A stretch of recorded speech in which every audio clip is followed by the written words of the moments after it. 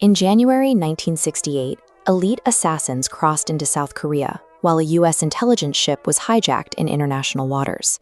These two events pushed global tensions to their highest point since the end of the Korean War. To understand why North Korea would risk such a provocation, we have to go back to 1950. During the initial conflict, the United States launched a colossal aerial campaign that reshaped the North Korean landscape. The bombing was exhaustive. Looking at the country's urban centers, you can see the scope of the campaign.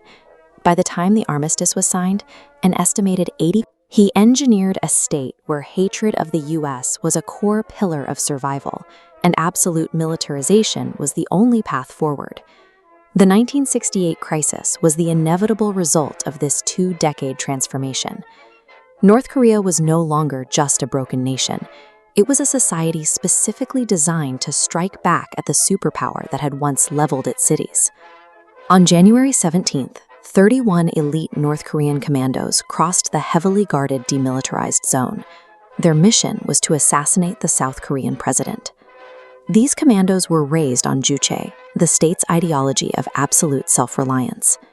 Decades of internal propaganda had convinced them that South Koreans were living in misery, waiting for communist soldiers to liberate them. While moving through the southern mountains, the assassins encountered a group of civilian woodcutters. Because the commandos truly believed their own state's narrative, instead of following their training and eliminating the witnesses, the commandos spent the afternoon lecturing the civilians on the virtues of the Kim regime, then simply let them go. It was a fatal operational error, born from a total ideological delusion. As soon as they were out of sight, the woodcutters alerted the local police, and the hunt for the assassins began. Despite losing the element of surprise, the commandos donned stolen uniforms and marched into the heart of Seoul on January 21st. Just 800 meters from the presidential residence, a police checkpoint identified them. A massive firefight broke out in the middle of a populated urban neighborhood. The target was President Park Chung-hee, but as the urban combat intensified, the North Korean decapitation strike failed. The president remained unharmed. The cleanup was brutal. By the end of the pursuit, 29 of the 31 commandos were dead. Only one was captured, and one managed to escape back to the north. For a leader like Kim Il-sung, a catastrophic failure cannot be followed by a retreat. In a system built on his absolute authority, the only response to a botched mission was an immediate, high-stakes escalation. 2 days later, North Korea seized the USS Pueblo, an American intelligence ship, in international waters. It was a provocation without clear modern precedent. North Korean gunboats surrounded the Pueblo and opened fire. One American was killed during the boarding, and the surviving crew were taken as prisoners. The sailors were taken to prison camps modeled directly on the Soviet Gulag system. They were entering a world where the regime's propaganda about a people's paradise was replaced by a system of absolute state control. For merely a year, the 82 surviving sailors were held in brutal conditions. They were subjected to starvation, psychological pressure, and repeated physical beatings in an effort to force a confession. Kim Il-sung used these hostages to shatter the idea that the United States was untouchable. He was holding a superpower citizens captive to prove that even the most powerful military on Earth could be publicly defied. Washington was paralyzed. While officials discussed military retaliation, the U.S. was currently absorbing the shock of the Tet Offensive in Vietnam.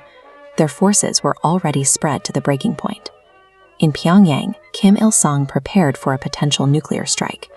Air raid sirens became constant, and the government began evacuating schools as they waited to see if the U.S. would choose war.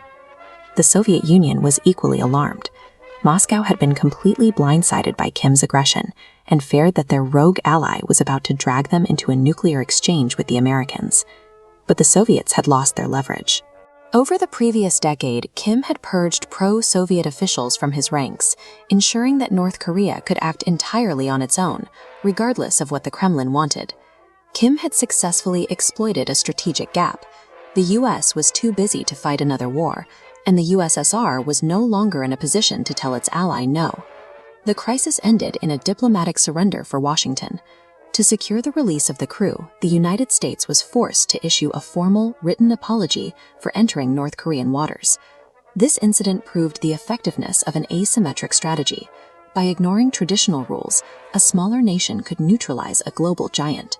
The logic was simple: combine extreme militarization with unpredictable violence to force a stalemate through sheer risk. The events of 1968 established the strategic blueprint the Kim dynasty still uses today. The goal remains to hold the international community in a state of constant, managed crisis. The real danger of North Korea isn't just its modern arsenal. It is the country's proven willingness to move closer to the edge of annihilation than any other nation on Earth, simply to ensure its own absolute survival.